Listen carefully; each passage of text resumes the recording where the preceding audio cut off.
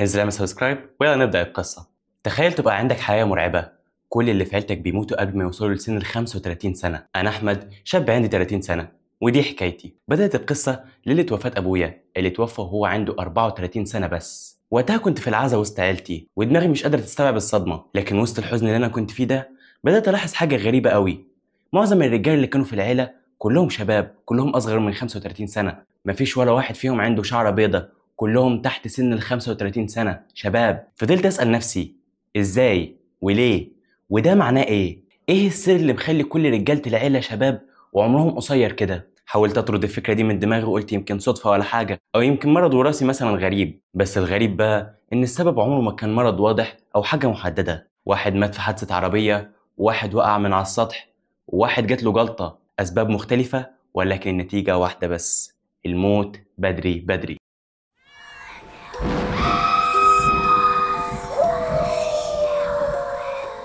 بعد وفاة أبويا بقيت أنا أكبر راجل في العيلة ولسه في أواخر العشرينات. بصراحة بدأت أخاف. خوفي ما كانش بس من فكرة الموت، لكن من المجهول نفسه. هل فعلا في لعنة أو قوة خفية بتطاردنا، ولا دي كلها تهيؤات؟ حاولت أتكلم مع أمي في الموضوع ده. سألتها: ماما، هو احنا كان عندنا في العيلة قبل كده رجالة عاشوا أكتر من 35 سنة؟ أمي بصت لي بقلق وقالت لي: ما تفكرش في الحاجات دي يا ابني، الأعمار بيد الله. حاولت تقفل الموضوع بأي طريقة، بس لمحت في عينيها حاجة غريبة، زي ما تكون عارفة حاجة وخايفة تقول. الشك عندي زاد. وأنا نايم بدأت أشوف كوابيس. كنت بشوف رجالة من العيلة ملامحهم مش واضحة، واقفين بعيد وبيبصولي بنظرات عتاب أو تحذير. كل ما أقرب لهم يصوتوا في وشي بصوت عالي، فأصحى مفزوع وعرقان. بقيت أصحى وأسأل نفسي: هو أنا بتجنن، ولا دي علامة إن في حاجة فعلا غلط؟ كنت بصحى ألاقي قلبي بيدق بسرعة وروحي مخنوقة من الخوف. قررت أبدأ أدور بنفسي. قعدت مع جدي اللي هو والد أمي. كان كبير في السن وعدى ال70 سنة، وهو الراجل الوحيد الكبير اللي أعرفه في حياتي. حكيت له على مخاوفي. جدي سكت شوية وقال لي بهدوء: بص يا أحمد، عيلة أبوك كان ليها أسرار كتير، وأنا زمان سمعت حكاوي عن لعنة بتطرد رجالة العيلة، بس دي قصص قديمة ومحدش كان بيصدقها. قلبي وقع من الكلام ده. يعني مش أنا بس اللي خدت بالي؟ سألت جدي بسرعة: لعنة؟ لعنة إيه؟ مين اللي عملها؟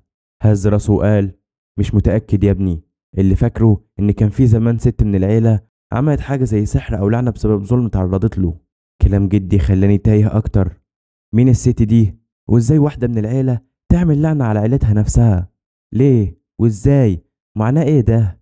الأسئلة ملت دماغي.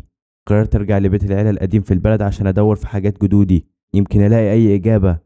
البيت كان مقفول بقاله سنين، عبارة عن بيت كبير وقديم ورثناه من الأجداد. الجو هناك كان كئيب ومغبر، وكل ركن فيه بيحكي حكاية من زمن تاني. دخلت البيت القديم وكانت الريحة غريبة، ريحة تراب وعفن وذكريات مركونة. النور كان ضعيف، ما كانش فيه غير شعاع شمس خفيف داخل من شوي الشباك اللي كان مكسور. قلبي كان بيدق بسرعة وأنا ماشي في طرقات البيت الهادية. بصيت على صورة قديمة متعلقة على الحيطان، صورة بالأبيض والأسود لرجالة وستات من العيلة من أزمنة مختلفة. في صورتين لفتوا نظري: صورة راجل شاب واقف جنب واحدة ست، يمكن أخته أو مراته. هما الاتنين ملامحهم جدية ومفيش في وشوشهم أي ابتسامة. الراجل ده كان شبه أبويا شوية، بس لابس بدلة من طراز الأربعينات. الصورة التانية لست عجوزة عينيها حادة بشكل يخوف، شعرها أبيض ومنكوش وبصتها غريبة قوي، كأنها بتبص لنا شخصيا. اتسمرت قدام الصورة التانية. مين الست دي؟ ملامحها فيها شبه مننا، أكيد من العيلة. قريت اللي تحت الصورة، كان مكتوب على إطارها بالرصاص كلمة واحدة: سعدة 1954. سعدة؟ مين سعدة دي؟ الاسم ده عمره ما عدى عليا وسط أسامي قرايبنا. ابتديت أحس إني قربت خطوة من اللغز. فضلت أدور في البيت، لقيت صندوق خشب قديم مستخبي تحت سلم الخشب اللي بيطلع على السطح. الصندوق كان مقفول بسلاسل حديد، بالعافية قدرت أفكها بصعوبة. لما فتحته قلبي تقريبا وقف. لقيت جوه الصندوق كومة أوراق وصفحات صفرة مكتوبة بخط الإيد، مكتوبة بالحبر. كانت شكلها مذكرات أو جوابات قديمة. مسكت أول ورقة وابتديت أقرأ بصوت واطي: 31 مارس 1955. محدش مصدقني، بيقولوا عليا مجنونة، بس أنا عارفة إن حقي هيرجع لي. الظلم اللي شفته منهم عمره ما هيفارقني. لو مفيش عدل في الدنيا يبقى العدل يجي بعدين، حتى لو بطريقة مرعبة. النهاردة عملت حاجة محدش كان يتخيل إني أعملها. إيدي كانت بتترعش وأنا بقلب الصفحات لحد ما حصل اللي محدش كان متخيله. أنا مش مصدق عينيا، المذكرات دي شكلها بتاعت سعدة نفسها. كملت قراية وقلبي مقبوض. النهاردة وقفت قدام المراية الكبيرة في الضلمة وقلعت الطرحة السوداء اللي كنت لابساها من ساعة موت أبويا وأمي. جبت شمعة وعملت نور خفيف وقريت تعويذة من كتاب قديم كان مستخبي وسط كتب جدي الله يرحمه. الكتاب ده محدش كان يعرف إني محتفظة بيه. كان فيه سحر قديم وطلاسم غريبة، بس أنا من كتر القهر حفظتها. عملت دايرة من الملح حوالين المراية وقدامي صورة أخويا وصورة أبويا. قطعت صورهم نصين بالسكينة. حطيت شعرية من دقن أخويا كانت واقعة منه ومعاها قطر الدم من إيدي بعد ما جرحتها بالموس. حطيتهم فوق الصورة المقطوعة وقريت التعويذة بصوت عالي. قلبي كان هيقف من هول اللي بقراه. سعدة عملت عمل سفلي ولعنة. كملت الصفحة وأنا مرعوب. قريت: لن يعيش نسل الظلام أكثر من 35 عام، كل ذكر منهم مصير الموت قبل عمر 35. اللعنة دي هتفضل لحد ما الحق يرجع لي وأنا أخد اللي استحقه. وبعد ما خلصت المراية اتشققت والشمعة انطفت لوحدها. حسيت بريحة برد جامدة لفحت الشقة كلها. عرفت ساعتها إن اللعنة اشتغلت وانتقامي بدأ. وقفت قراية وأنا مرعوب ومش مصدق. فضلت مخدود مكاني اللحظة. الحياة بنت دلوقتي، بس فهمت ليه كل رجالة العيلة بيموتوا بدري. طلعت أجري برا البيت وأنا بتنفض. خدت المذكرات معايا وجريت على العربية ورجعت على القاهرة بسرعة. طول الطريق وأنا سايق عقلي سارح ومش مركز. الصور اللي شفتها في البيت والكلام اللي قريته في مذكرات سعدة مش راضيين يسيبوا خيالي. تخيلت سعدة وهي واقفة لوحدها في البيت القديم قدام المراية بتعمل الطقوس المرعبة دي. تخيلت صرختها وهي بترمي اللعنة على أخوها وعلى كل راجل في نسل العيلة. كنت حاسس إني سامع صدى صوتها مع صوت الهوا وهزة العربية. وصلت البيت عند الفجر. دخلت شقتي بهدوء. أمي كانت قاعدة مستنياني وقلقانة عليا. سألتني بلهفة: رحت فين يا أحمد؟ قلقتني عليك يا ابني. بصيت لها بعينين كلها رعب وقلت أول حاجة جت على لساني: سعدة. انتي تعرفي واحدة اسمها سعدة في عيلة بابا؟ وشها اصفر وسكتت. كررت السؤال بصوت أعلى وأنا ماسك إيديها: ماما، مين سعدة؟ الدموع ظهرت في عينيها وقالت بصوت مكسور: سعدة دي تبقى أخت جدك، أخت جدك من أبوك. زمان حصلت مشاكل كبيرة بينها وبين أخوها، كانوا دايما في خلاف وخصام. أبوهم لما مات أخوها ورث كل حاجة وهي اترمت برا رغم إن كان ليها حق في الورث. من وقتها سابت البلد ومحدش عارف عنها حاجة. الكلام نزل عليا زي النار. قلت لها: وليه عمرنا ما سمعنا عنها؟ ردت أمي: أبوك وجدك الله يرحمهم كانوا بيقولوا إنها اتجننت رسمي وإنها كانت بتعمل حاجات مريبة. كانوا خايفين منها وكانوا شايفين إن ذكرها بس بيجيب اللعنة. آخر كلمة خلت قلبي يقع. اللعنة؟ يعني هم عارفين؟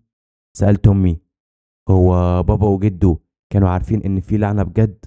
أمي مسحت دموعها وقالت: كان في كلام بيتقال بس احنا ما كناش بنصدق، قلنا دي هلاوس وخرافات قديمة. طلعت مذكرات من شنطتي وحطيتها على الترابيزة قدام أمي. قلت لها: اللعنة حقيقية يا أمي، سعدة كتبت كل حاجة هنا. أمي قربت بخوف وبدأت تقلب في الصفحات وإيديها بتترعش وشها كان بيزداد رعب مع كل كلمة. أمي سابت الورق وحضنتني جامد وفضلنا نبكي سوا من هول اللي قريناه. وسط انهيارنا فجأة النور قطع. الشقة غرقت في الضلمة. سمعنا صوت غريب جاي من الصالة زي خطوات بطيئة على الأرض. أمي مسكت فيا بخوف وأنا قلبي كان هيقف. افتكرت فورا سعدة. طلعت كشاف الموبايل وخرجت أشوف فيه إيه. الخطوات سكتت لكن الجو كان بارد بشكل غير طبيعي. حسيت إن في حد واقف بيتفرج علينا في الضلمة. ندهت بصوت عالي: سعدة، لو موجودة اظهري، انت عايزة مننا ايه؟ مفيش رد. فجأة باب الأوضة اللي جنبنا اتقفل لوحده. اتخبط خبطة جامدة وأمي صرخت. حسيت إني لازم أعمل حاجة حالا. افتكرت كلام جدي لما قال لي إن اللعنة دي بسبب ظلم، يعني سعدة غضبانة عشان اتظلمت. رجعت الأوضة ونورت شمعة بسرعة وقعدت أنا وأمي نقرا الفاتحة وآيات من القرآن وندعي لروح سعدة. أمي كانت بتعيط وهي بتدعي: ربنا يسامحها ويسامحنا، يا رب فك اللعنة دي عن ولدي وعن كل بريء. فضلت أكرر في كلامي بصوت ثابت على قد ما أقدر: يا سعدة، حقك عليا، حقك علينا كلنا. احنا آسفين على الظلم اللي حصل لك، والله مستعدين نكفر عن الغلط بأي طريقة، بس اللعنة دي كفاية على كده. حسيت فجأة بهوا دافي عدى في الأوضة والشمعة نورها قوي للحظة كأن حد نفخ فيها. بعدها بثواني النور رجع فجأة في الشقة. أنا وأمي بصينا لبعض باستغراب ودهشة. هل ده معناه إن رسالتنا وصلت لها؟ عدى أسبوعين بعد الليلة دي ومفيش كوابيس بتجيلي زي الأول. لأول مرة بنام مرتاح بجد. ابتديت أحس إن كان في حمل تقيل على كتافي واتشال. بس رغم كده قلبي ما كانش مرتاح تماما. خوفي الحقيقي كان لسه قدامي. سني قرب على 31، وكل ما عيد ميلادي بيعدي بخاف أكتر من اللي جاي. يا ترى اللعنة اتشالت فعلا ولا لأ؟ قررت ما اقعدش مستني. رحت لشيخ كبير معروف بانه طيب وكله خير في منطقتنا، وحكيت له باختصار عن اللي حصل في عيلتنا. ما كنتش قادر احكي له تفاصيل السحر والجن بالظبط. الشيخ سمعني بهدوء وقال لي: الظلم ظلمات يا ابني، وربنا مش بيرضى بالظلم. لو الست دي اتظلمت حقها هيجيلها في الاخره اكيد، بس انتوا كعيله لازم تصلحوا الغلط ده في الدنيا. حاولوا تدوها حقها حتى لو فات الزمن. سألته: ازاي نديها حقها وهي اصلا ماتت من سنين وما كانش ليها عيال ولا حد؟ رد عليا: صلوا رحمكم بيها، اقروا لها الفاتحة دايما وتصدقوا على روحها، ولو تعرفوا لها قبر زوروه واطلبوا لها الرحمة، ودايما اطلبوا السماح لروحها في صلواتكم. كلامه ريحني شوية. رجعت للبيت وحكيت لأمي وإخواتي على اللي قاله الشيخ. كلنا فضلنا نقرا الفاتحة لسعاد بشكل منتظم تقريبا. قررنا نعمل صدقة جارية على روحها، واتبرعنا بجزء من فلوس ورث العيلة لناس محتاجة بنية إن الثواب يوصل لها. ويمكن أغرب حاجة عملتها إني علقت صورة سعدة القديمة اللي لقيتها في البيت عندنا في الصالة جنب صور العيلة. أيوة، صورة الست اللي كانت بتخوفني بقت دلوقتي رمز للمصالحة والرحمة. كل ما ببص عليها دلوقتي بحس إني بعترف بوجودها وبحقها اللي ضاع. مرت السنين وجه يوم ميلادي ال35. اليوم ده أنا استنيته برعب سنين طويلة. فضلت طول اليوم مترقب وحذر، مش عايز أسوق عربيتي ولا أقرب من أي حاجة ممكن تأذيني. قعدت في البيت وسط أمي ومراتي وولادي الصغيرين وحطيت إيدي على قلبي طول اليوم. عدت الساعة 12 بالليل وأصبحت 36 سنة رسميا. عدت ال35 سنة سليم ومن غير ولا خدش. ساعتها أمي حضنتني وعيطنا من الفرحة. أنا أول راجل في عيلتنا يعدي 35 سنة ويعيش بعدها. وبعدها بكام يوم حلمت حلم غريب بس مريح. حلمت بسعدة. شفتها ست جميلة في سنها الكبير لكن ملامحها هادية ومبتسمة. كانت واقفة بعيد وسط نور أبيض شفاف. نادت لي وقالت لي: حق ارجع لي يا أحمد، خلي بالك من نفسك ومن عيلتك. صحيت من النوم ولقيت دموعي نازلة بس كنت مبتسم. حسيت إنها أخيرا سمحت وارتاحت. ودي كانت حكايتي مع سن ال 35 سنة. القصة دي علمتني إن فعلا ممكن الظلم يولد ظلمات، وإن الحل ساعات بيكون إننا نعترف بغلطنا ونعتذر حتى لو بعد سنين. يمكن قصتي دي تكون عبرة لأي حد بيفكر يظلم حد، أو لأي حد اتظلم إنه هيجيله حقه بأي شكل في يوم من الأيام. بس الغريب بقى إن بعد كل اللي حصل ده لسه في كام سؤال كده محيرني. هل فعلا اللعنة اتفكت بسبب اللي عملناه، ولا لأن سعدة خلاص انتقمت بما فيه الكفاية، ولا يمكن كان كل ده مجرد صدفة وإحنا أوهمنا نفسنا إن إحنا حليناها؟ مش عارف، بس اللي عارفه متأكد منه دلوقتي إن أنا مش خايف. ولما بصيت في مراية حياتي اكتشفت إن العمر نعمة كبيرة، سواء كانت سنين قليلة أو كبيرة. وبس، خلصت القصة. متنساش لايكك العسل، سبسكرايبك الجامد، وعايزك تنزل تكتب لي في التعليقات هل أطلع بوشي ولا دي هي خلقة ما تتشافش. ويلا سلام.